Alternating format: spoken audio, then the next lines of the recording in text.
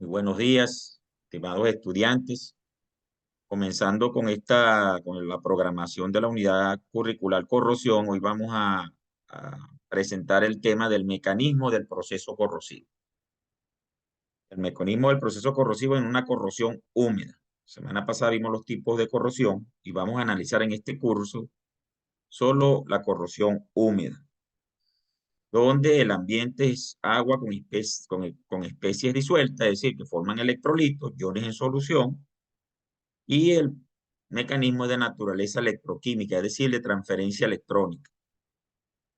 Entonces, la mejor manera de prevenir la corrosión es conociendo cómo ocurre. Si usted conoce cada paso, cada mecanismo, cada secuencia de los elementos que conforman el proceso corrosivo, pues entonces usted puede tomar decisiones que mitiguen ese proceso o minimicen la velocidad de corrosión.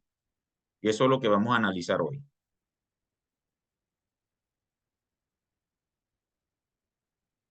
Vamos a la lámina, un poquito lento aquí la interacción ahí está. Entonces, vamos a describir el proceso de corrosión húmeda. Dice, el medio ambiente es el factor clave del proceso corrosivo, es decir, la composición química. Cuando analizamos el efecto del factor humano, dijimos que habían problemas o variables desde el punto de vista mecánico, es decir, la fabricación del material, y estaban los problemas ambientales, es decir, es el ambiente y la agresividad del ambiente la que hace que la corrosión de los materiales ocurra. Por supuesto, va a ser más agresiva o menos agresiva dependiendo de la naturaleza del material. Pero en términos generales, ¿cómo se da el proceso corrosivo? Va a existir una zona anódica y una zona catódica dentro de la misma estructura del material. Puede ser un acero que está colocado en un concreto o puede ser cualquier otro material metálico, alguna aleación, algún material de aluminio, cobre, níquel, zinc, o aleaciones de acero, o aleaciones de Monel o de Hastelloy. Entonces, en esa zona anódica va a ocurrir la oxidación del metal, es decir, el metal se va a transformar de metálico a iones metálicos. Y cuando eso ocurre, hay una pérdida de electrones, es decir, ocurre la reacción de oxidación. Eh, el mismo material va a tener una zona catódica, es decir, los electrones que pierden, en este caso, para el caso de los hierros, de los aceros, que tienen principalmente más del 95% de hierro, los electrones que se pierden en ese proceso de oxidación van a ser ganadas por una especie que está normalmente presente en el electrolito. Y esa especie va a reaccionar de una manera que se va a reducir, es decir, va a ocurrir la reacción de reducción. Va a ganar esos electrones y van a formar otras especies. Y en ese momento se cierra el circuito.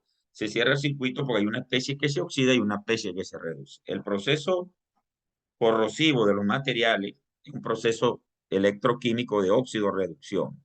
Los electrones que pierde la zona anódica son los electrones que gana la zona catódica. O sea que para usted prevenirla o usted controla o minimiza la reacción anódica, que es la que en realidad provoca el daño, o detiene o minimiza la reacción catódica, que es la que recibe los electrones de esa primera elección. Si usted detiene o minimiza cualquiera de una de estas reacciones, usted va a poder controlar el proceso corrosivo.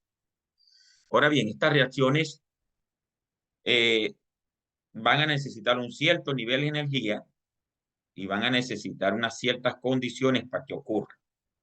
La energía en los procesos de corrosión está asociado a los cambios de energía libre de Gibbs. No sé si ustedes se acuerdan de termodinámica, los procesos de el cambio de energía libre de Gibbs. Y el potencial está asociado con el delta, disculpen aquí la letra, de energía libre de Gibbs estándar o la energía libre de Gibbs. ¿Okay? Eso está asociado directamente con el potencial, que es el potencial eléctrico, ¿sí? Los voltios. De alguna manera está asociado con la energía. Es decir, que los materiales se oxidan o se corroen a un cierto nivel de energía o a un cierto nivel de potencial. esto está asociado, o sea, cuando uno busca la ecuación y la vamos a ver más adelante, esto es igual a Z, que es el número de electrones transferidos, por F, que es la constante de Faraday, por el cambio de potencial. Es decir, la energía libre de Geek se convierte en potencial a través de esta ecuación. Es decir, delta G es igual a ZF por delta de E. El delta G es energía, Joule por mol, y el delta E es potencial, es decir, los voltios. En este gráfico, podemos visualizar unas zonas donde el material se corroe. Tenemos el potencial en voltios y tenemos el pH. El pH es un indicativo de las características del medio electrolítico, es decir, del ambiente. Entonces,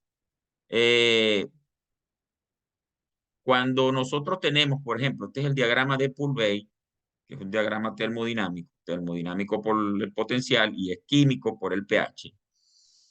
Cuando analizamos el diagrama de Poolbay para el hierro, vemos que a un potencial mayor, más o menos de 0,7, el potencial que está aquí, el hierro se oxida a hierro más 2.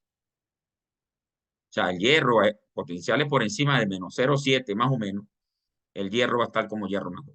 Y por debajo de menos 0,7, si a potenciales menores, el hierro se comporta como hierro sólido, es decir, no se corroe en una amplia gama de valores de pH que van entre 0 y 14. Es decir, que si yo tengo un hierro metálico a 0,8 voltios y le aumento el potencial a pH constante, yo voy a lograr que el hierro que estaba estable en su forma elemental se corroa a hierro más 2. Entonces aquí podemos ver esto en estos diagramas de Poolbay, que hay zonas donde los materiales se corroen desde el punto de vista termodinámico y desde el punto de vista químico. Hay otras zonas, dependiendo del pH, donde ocurre una picadura severa o una corrosión severa, donde ocurren zonas de pasivación, es decir, se forman compuestos de óxidos o hidróxidos que se depositan sobre la superficie metálica y cubren el material base y minimizan la corrosión. O sea que dependiendo del pH y el potencial, es decir, la energía, un material va a ser susceptible a la corrosión o no. Y eso lo podemos evaluar desde el punto de vista teórico visualizando estos diagramas de Poolbay, que no es más que el diagrama potencial pH en condiciones ideales. Taylor, ¿estás allí? ¿Alguna pregunta? Por ahora no, profe. ¿Se está entendiendo? Sí, sí. Ok, déjame ver cómo es que borro aquí para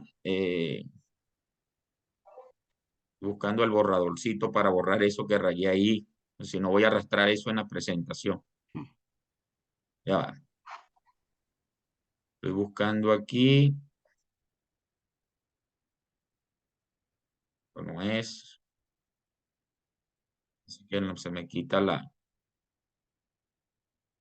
¿Cómo se llama la? Eh, no veo el borrador. No sé qué se me hizo el borrador. Normalmente está aquí en anotaciones. ¿Eso en PowerPoint o dónde? No, el borrador del Zoom, que normalmente está aquí en anotaciones, pero no me deja borrar aquí, porque debería ser aquí, debería borrar eso. Hay un simbolito que es un borrador y yo hago aquí el clic y se me borra lo azul. Pero, ya lo estoy viendo, está de este lado, no lo había visto. ¿Ves? Está en la barra del lado izquierdo, se me cambió la configuración del borrador. Ok, continuamos entonces. Entonces se entendió aquí, Anthony. Sí, profe. Ok, entonces seguimos. Hacemos la lámina. Entonces, ¿cómo visualizamos? Estamos en vivo, eso no se preocupe, y usando las tecnologías. ¿Cómo visualizamos ese proceso corrosivo? Obviamente que nosotros para verlo tenemos que verlo macroscópicamente una vez que ha ocurrido el daño, que es cuando observamos esos colores anaranjados o verdes o negros de los óxidos que se presentan en la estructura metálica, sobre todo cuando el material es de hierro o de acero. Entonces, pero si hacemos un zoom, es decir, si nos observamos la interfase metal-solución, que es lo que en realidad, que es donde en realidad microscópicamente ocurre el proceso y que luego la sumatoria de esos efectos, de esos hechos a nivel microscópico, es que a nivel macroscópico se observa la formación de herrumbre, el deterioro, las grietas, los huecos que uno observa en los materiales metálicos. Entonces, lo que hay que ver es cómo en el medio ambiente ocurre un cambio con el tiempo y las condiciones. Es decir, que el proceso corrosivo es un proceso dinámico. Desde que comienza el proceso corrosivo van a ir cambiando tanto las características de la superficie, ¿sí? Porque se van perdiendo iones metálicos, se transforman a iones, te digo, el material metálico base se oxida a iones metálicos, se disuelve, esos iones van a solución, se cambia la naturaleza del electrolito, se generan huecos, pero también se depositan productos de corrosión. Entonces, ese es un ambiente dinámico que nos permite a nosotros, si entendemos que eso cambia con el tiempo, entonces nosotros podemos comprender la naturaleza del proceso corrosivo. Entonces, cuando hacemos ese zoom y vemos la interfase metal-electrolito, entonces lo que vamos a ver son las condiciones microambientales, lo que ocurre en esa interfase. Entonces, en realidad, ese entorno en la superficie del metal es lo que determina el daño real de la corrosión. Es decir, a medida que veamos estos cambios en la superficie es donde vamos a notar el proceso corrosivo. Recuerde que tenemos una zona anódica donde el material base se corroe, una transferencia electrónica, una zona catódica donde reaccionan las especies presentes en el electrolito. Aquí ocurre la oxidación y en la zona catódica ocurre la reducción. ¿Qué efecto tenemos que visualizar para entender esto? Como esto es un proceso dinámico, tenemos que ver lo que es el flujo del electrolito, o sea, si el electrolito está estancado o el electrolito está fluyendo sobre la superficie del metal, eh, porque eso va a cambiar la configuración de las cargas en la interfase.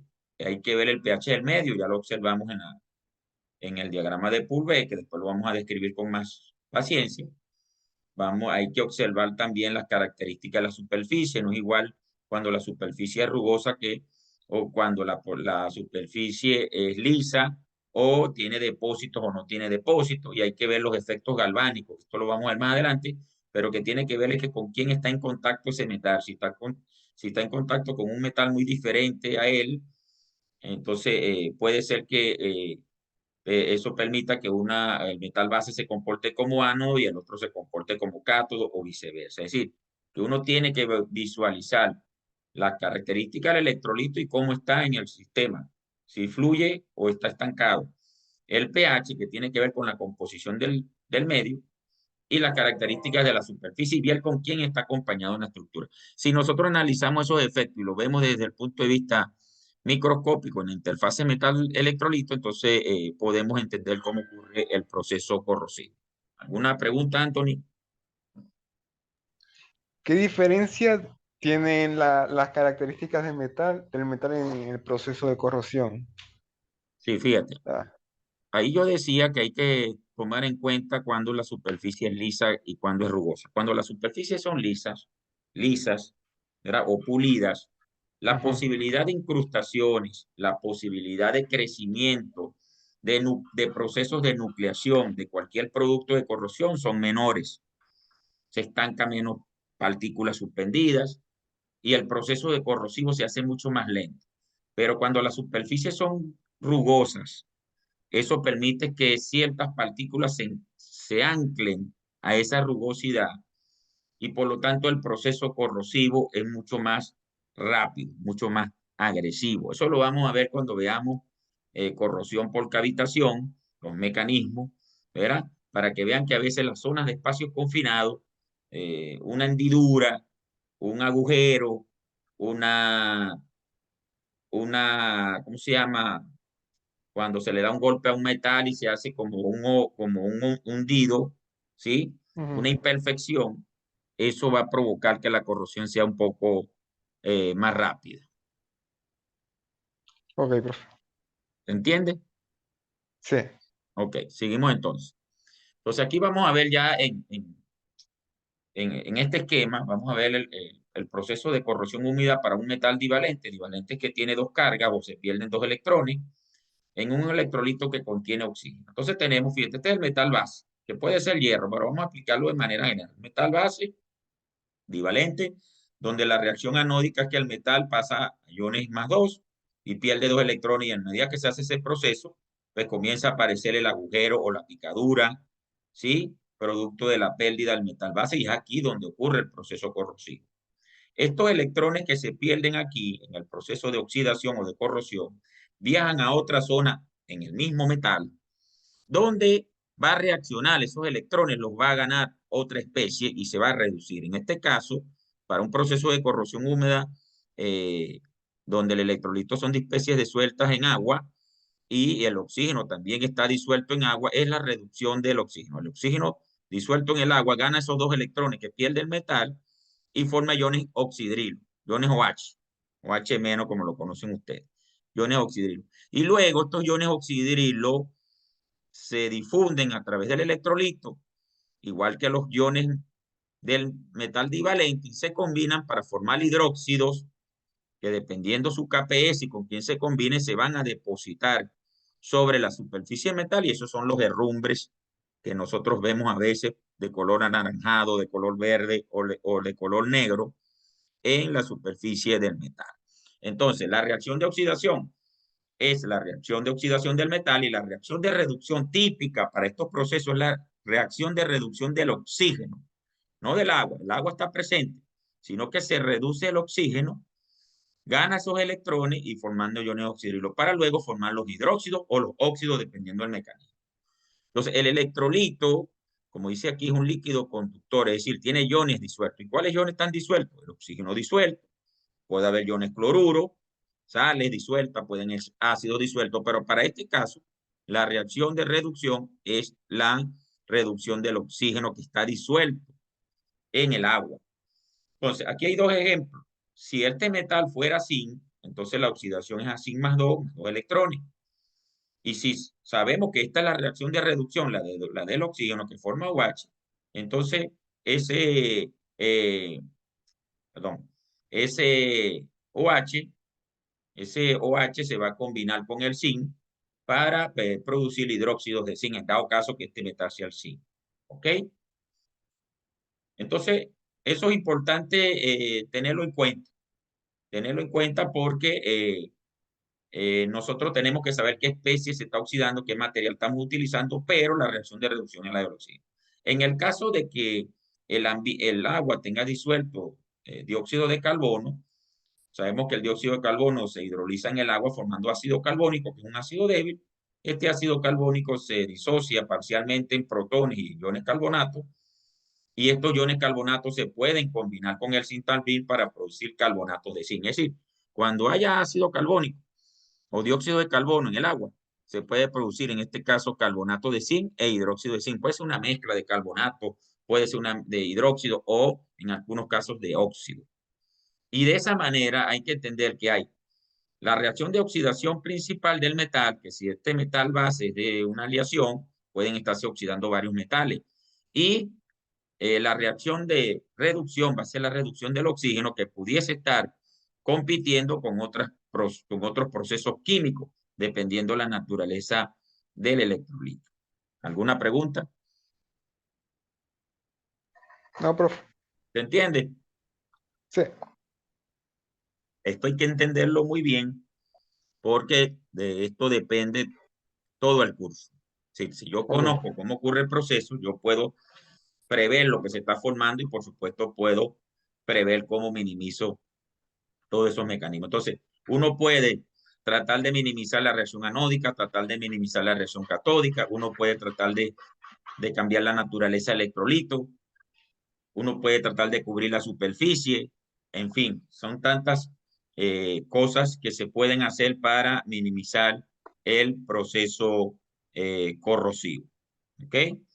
Entonces sigamos avanzando por aquí. No hay donde colocar la foto, pero sigamos avanzando por aquí. Entonces, ¿cuáles son las principales reacciones del... ¿Qué otras reacciones en el cátodo pudiesen, en la zona catódica pueden ocurrir? Entonces vamos a ver las reacciones del proceso de corrosión húmeda. Voy a repasar nuevamente las de el ánodo. Las del ánodo siempre es el metal, se oxida. Dependiendo cuál sea el metal, voy a tener unos iones distintos o unos hidróxidos distintos. Para el caso del hierro, el hierro se oxida de hierro más 2 a 2 y pierde 2 electrones, y luego se combina con los OH que vienen de la reducción del oxígeno para formar el hidróxido de hierro. Los hidróxidos de hierro 2 son verdes, por eso que usted ve, se ve un color verde en la superficie de los materiales ferrosos oxidados o corroídos.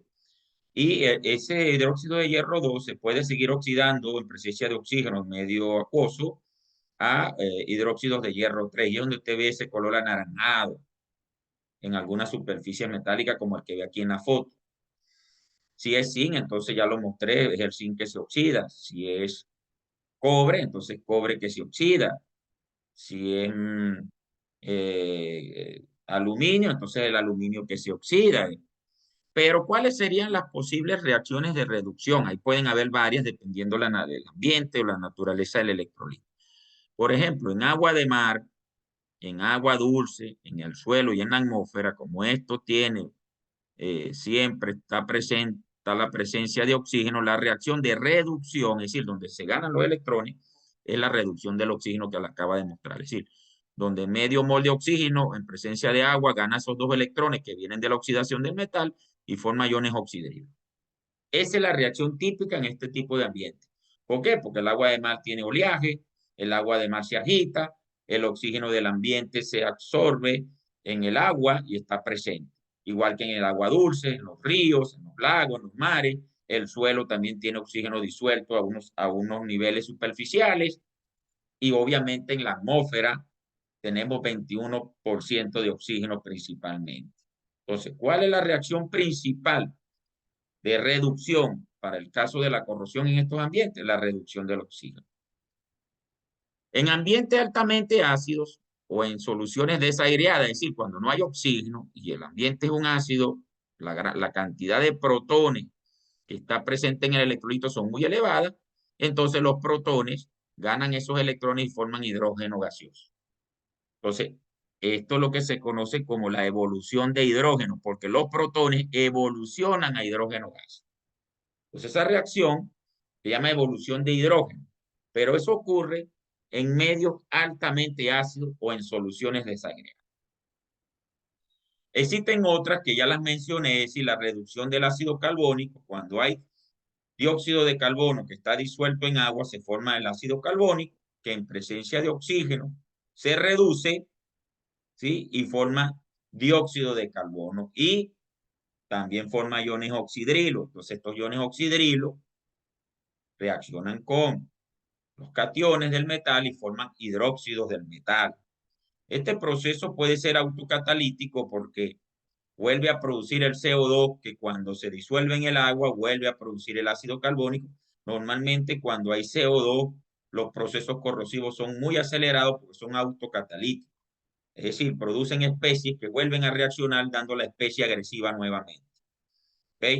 Entonces hay que tener cuidado. Esto se da mucho en la producción de petróleo y gas, en la industria petrolera, en la industria del petróleo, en la industria de la refinación. Por eso que en ese tipo de industrias, las aleaciones que se utilizan, las tuberías, son siempre aleaciones que puedan resistir estos ambientes. Sin embargo, con el tiempo tienen que ser sustituidos, hacer mantenimiento, porque las condiciones ambientales son bastante agresivas. Y existen casos donde la presencia de iones metálicos, es decir, que tengas en el electrolito otros iones metálicos diferentes al metal base, esos iones metálicos también pueden ganar los electrones y depositarse sobre el metal. Lo llamamos electrodeposición o deposición del metal. Normalmente ocurre en soluciones electrolíticas con alta concentración de iones metálicos, es decir, aguas residuales que tengan iones metálicos disueltos. Entonces, por un lado te corroes el metal base, pero por otro lado electrodepositas metales en la superficie del electrodo o de la tubería, por supuesto en la zona catódica. Estas son las principales reacciones de reducción que se toman en cuenta en el proceso corrosivo, o puede ser una combinación de estas, pero pueden, dependiendo de las especies que estén allí, si hay especies susceptibles a reducirse en esas condiciones, entonces esa reacción va a ocurrir. Estas son las principales. Entonces, el proceso de corrosión es un proceso complejo que va a depender de la naturaleza del metal y de las condiciones del electrolito. Una pregunta, Anthony. No, Seguro, ¿se entiende? sí. Vamos a seguir entonces avanzando aquí.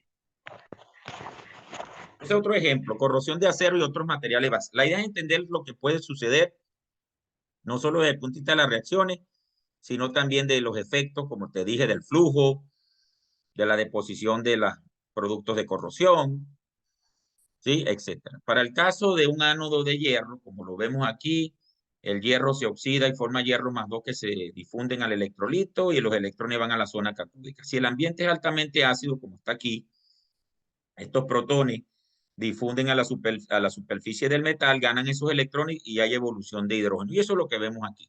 La reacción anódica sería la oxidación del hierro y la reacción catódica sería la evolución de hidrógeno. Esto es para ambiente altamente ácido y soluciones desaireadas, es decir, no hay oxígeno, porque si no, se redujera el oxígeno principalmente. Entonces, en estos casos, el producto de corrosión es solamente los iones formados y se burbujea hidrógeno. No hay hidróxido, no hay óxido, porque ¿dónde está el OH que los va a acompañar? Al menos que ocurran otras reacciones. A manera de referencia, la corrosión del hierro en agua neutra, es decir, desaireada, un agua que no tenga oxígeno disuelto, a temperatura ambiente es inferior a 5 micrómetros por año. Ya empezamos aquí a mencionar algunos valores de velocidad de corrosión. Fíjate, 5 micrómetros por año, eso es 5 por 10 a la menos 6 metros por año. Usted dirá, bueno, profe, pero eso es muy poquito, eso es una cantidad muy poquita, sí, pero las tuberías tienen espesores milimétricos, algunos de centímetros. Entonces, esto es más o menos una corrosión promedio estándar de que el hierro en agua desaireada, es decir, un ambiente poco agresivo, se corroe a velocidades menores de 5 micrómetros por año. Podemos decir que una velocidad de corrosión de referencia baja para estas condiciones. Pero más adelante vamos a ver cómo se expresan estas medidas y qué significado le da. Pero es bueno tener referencia que el hierro, que es un material que se corroe fácilmente, en agua desaireada se corroe más o menos a 5 micrómetros por año. O sea que si usted coloca ese hierro en esas condiciones durante 10 años, ¿cuántos micrómetros se va a corroer? Se va a corroer 50 micrómetros. Y si lo coloca 100 años, se va a corroer 500 micrómetros. Estamos hablando que esa es la pérdida de espesor por unidad de tiempo. Es decir, qué tan delgado, o sea, si usted tiene aquí una lámina así, vamos a suponerle que esta sea su tubería, lo que estamos diciendo es que con el tiempo esta tubería se va a hacer más delgadita. Entonces, la pérdida de espesor, es decir, si esto hubiese hecho esto, vamos a dramatizarlo aquí, que esto carre esto, entonces la pérdida de espesor va a ser aquí la resta de esta distancia que está aquí, menos la distancia que quedó. Es decir, el tubo, a medida que pasa el tiempo, se va haciendo más delgado, va perdiendo espesor. ¿Sí? Entonces, eso es lo que significa eso allí. ¿Ok? Vamos, ahorita nos está avisando que queda poco tiempo. Vamos a terminar esta lámina, cerramos esta sesión y abrimos y nos volvemos a conectar. ¿Oíste, Anthony? Ajá, ok. Pero vamos a finalizar esta lámina y así el video no Ujú. queda tan largo para subirlo al YouTube, pues se ponen muy pesados. Entonces termino esta lámina y nos desconectamos, guardo el video y continuamos en esta misma reunión, ¿oíste? Sí. Entonces vamos a terminar la lámina, pues ya nos está avisando. Entonces quedan 9 minutos de los 45. Entonces, volviendo aquí, se oxida el hierro y se evoluciona el hidrógeno para ambientes altamente ácidos. Pero si en el cátodo, si pudiese tener yo oxígeno presente y protones, si hubiesen los dos, existe la posibilidad de que ocurra esta reacción, es decir, que los protones se reduzcan en presencia de oxígeno a agua. Quiere decir que los protones, por un lado, van a formar agua reaccionando con el oxígeno, pero por otro lado, también van a evolucionar a hidrógeno. Cuando hay reacciones de competencia, para este caso, lo que ocurre es una despolarización. ¿Qué quiere decir despolarización? Que se minimiza el proceso corrosivo. Polarización es que se acelera. Polarización implica que hay procesos de transferencia de carga. Y cuando los procesos de transferencia de carga se minimizan, eso se llama despolarización. Es decir, que la presencia de oxígeno en medios altamente ácidos son favorables para minimizar la corrosión porque despolarizan la reacción principal. ¿Ok? A veces eso lo acelera. Para este caso, lo está minimizando. Entonces, normalmente, nuevamente, si hay oxígeno presente, entonces se van a formar hidróxidos de hierro 2 e hidróxido de hierro 3, dependiendo de la cantidad de oxígeno que esté presente. Entonces, bueno, vamos a cerrar esta sesión. Esperamos que se grabe el video y nos volvemos a conectar como en 5 o 10 minutos. ¿Te parece, Anthony? Ok, profe. Ok, entonces vamos así.